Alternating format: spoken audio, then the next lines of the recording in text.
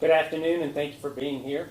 We continue to provide daily updates as we promised, and we are able regarding investigation into the disappearance of 2-year-old Genesis Reed. Today, with the assistance of East Alabama Canine Search and Rescue, a significant area surrounding the residence was searched using a certified cadaver canine. That search did not yield any items of evidential value. This search is a part of a standard investigation techniques and was done to rule out the immediate area surrounding the apartment complex. We are encouraged by the absence of any findings in that area, and we remain committed to a thorough, methodical investigative process as we continue forward. We will continue to conduct targeted searches and aggressively follow every credible lead.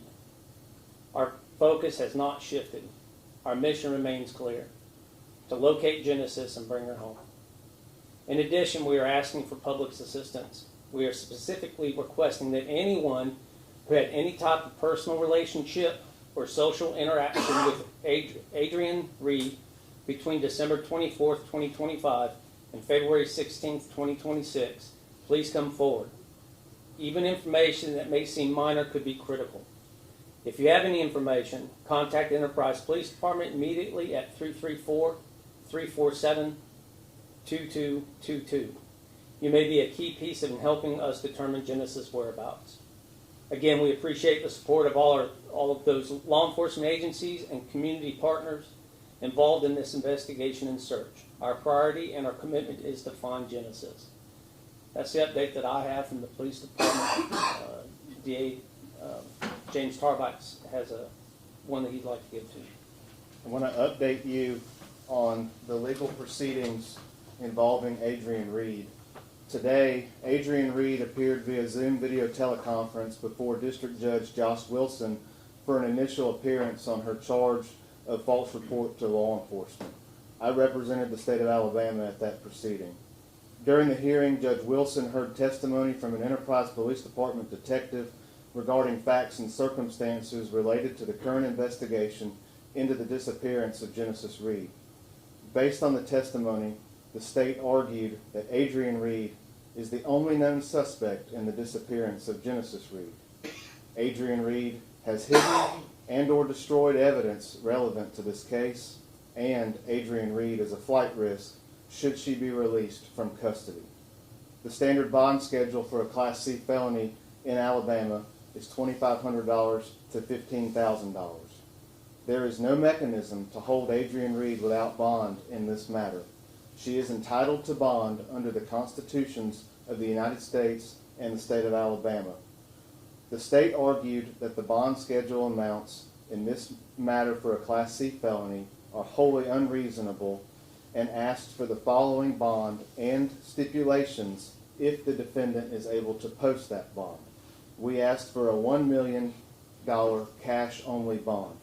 We ask that if she's released from bond, that she be subjected to GPS monitoring, that she be required to submit to the court referral office and participate in active drug screening, that she be required to check in on a daily basis at the Enterprise Police Department, and also that she not be allowed to leave the geographic boundaries of Coffee County, Alabama without permission of the court.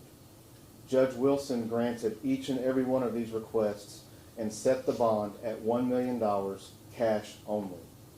Adrian Reed has requested court-appointed counsel, and that request is currently under advisement by the court. We are grateful to Judge Wilson for his decision regarding bond in this matter and believe that this decision represents the magnitude of what is occurring in this community and in this investigation. Mayor?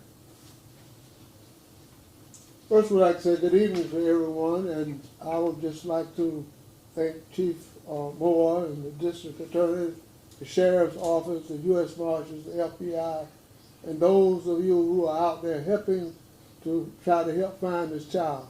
The main thing is that if you're not involved, stay out of the way.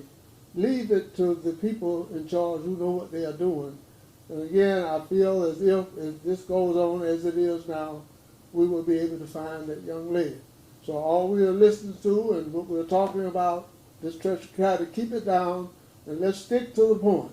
And let us not forget that God is still good. Thank you. with that, we'll take your questions.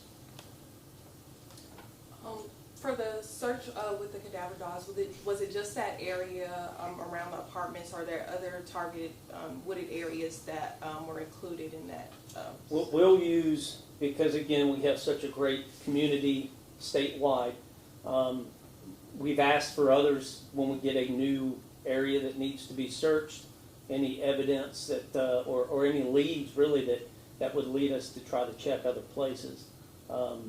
We certainly would use them anywhere we need to. Currently, there isn't anywhere, but again, that can change by tomorrow.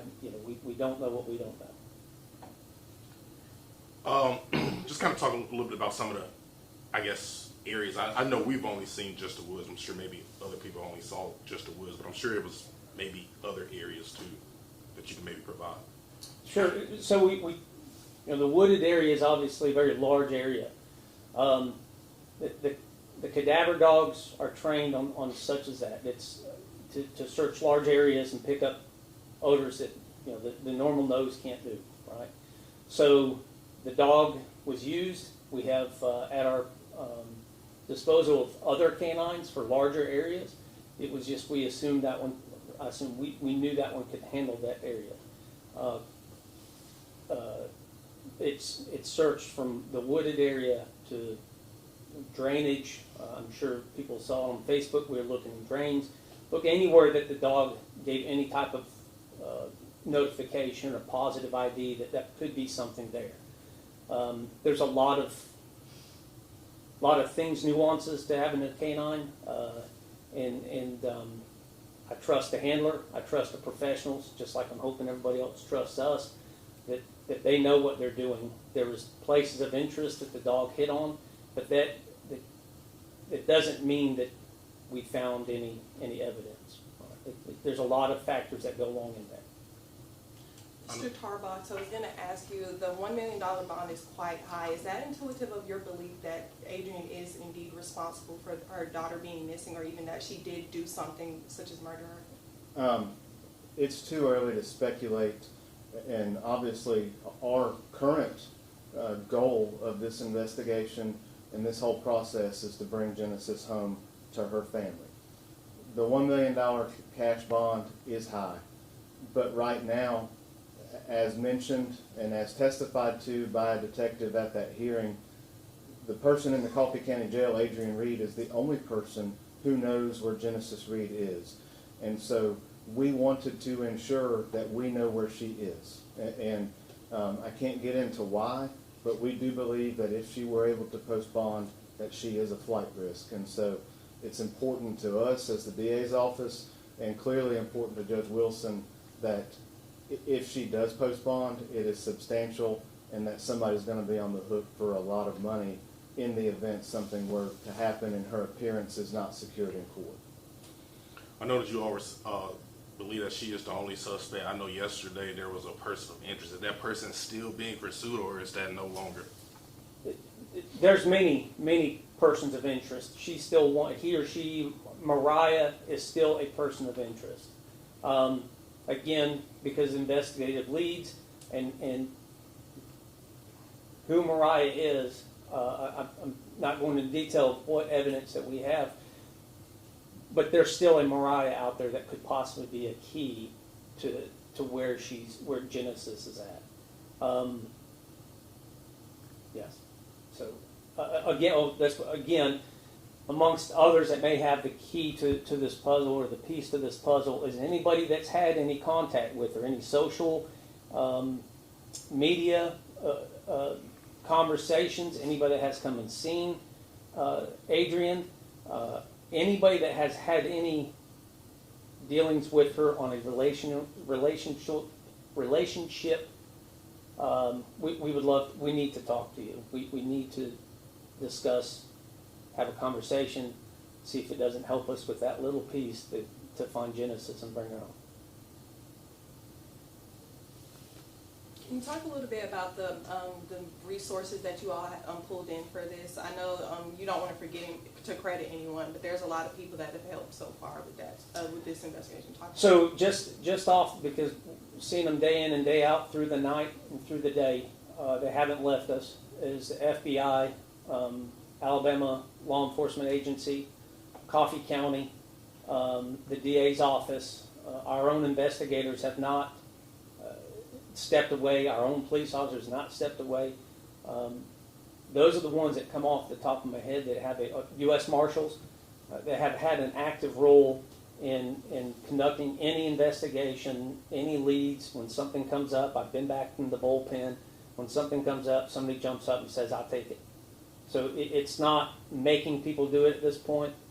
It never has. It's always been, what can I do next to help bring her home?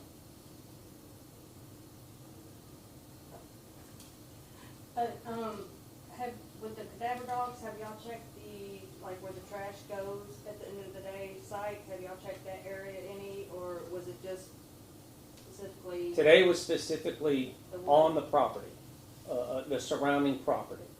Right, so investigations in general start small, work out big. And this is no different. It's systematic.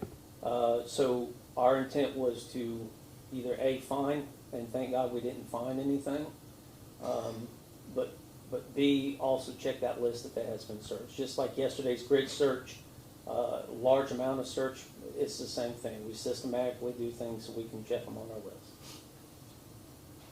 And there was speculation that the grandmother had sent the father a text on February 4th about, was that text message verified? We're not talking speculation. Again, we're going back to my Facebook and my post today, earlier, is we can speculate all day long, but those people that are speculating, instead of speculating on Facebook, Right. bring us the information through a tip, Okay. and we certainly will follow up on anything. We have things through search warrants that we can find information, but we don't know where to look if somebody doesn't come to us.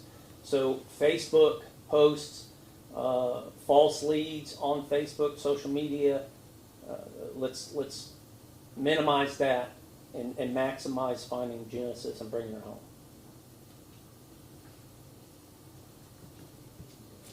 Anything else? All right.